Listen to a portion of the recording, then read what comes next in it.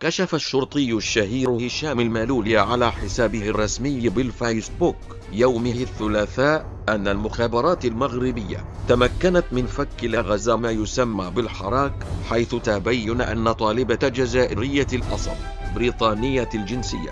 استغلت الزفزافي ورفاقه لاختراق الحراك الشعبي. وأوضح المالولي أن الأمر يتعلق بخديجة الشنوفي الملقبة ببنت الشريف، التي كان البعض يعتقد بأنها ماليزية، إلا أن المعطيات المتوفرة بخصوصها أكدت بأنها من أصول جزائرية، كانت تقوم بالبحث حول الثرات الأمازيغي في سلك الدكتوراه بجامعة محمد خضر بسكرة في كلية الآداب واللغات، قسم الآداب واللغات الأجنبية شعبة الفرنسية بالجزائر، لكنها لم تتحصل على هذه الدكتوراه لسبب واحد، أنها لم تتمم الامتحانات وحلت في الرتبة 54. وأكد الشرطي الشهير في تدوينته أن الشنوفي كانت مسجلة في جامعة لندن لتتمكن بمساعدة المخابرات الجزائرية من اختراق مجموعة من الجمعيات الجزائرية الأمازيغية بالتراب الجزائري،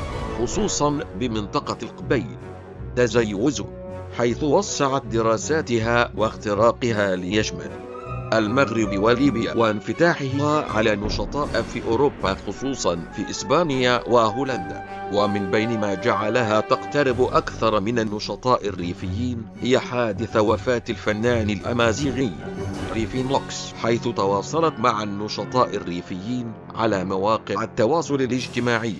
الفيسبوك. وختم مالولي هذه التدوين بالإشارة إلى أن الجزائرية تلقت مهمتها الرسمية مؤخرا من مديرية المصالح الأمنية DCC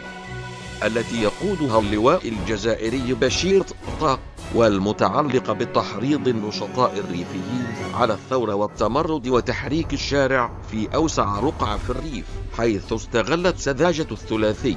رشن وخلوفي وناصر، واستطاعت أن تخترق عاطفتهم الحساسة واستغلالها لمآربها ومحاولة الضرب عبر هؤلاء باستقرار الريف.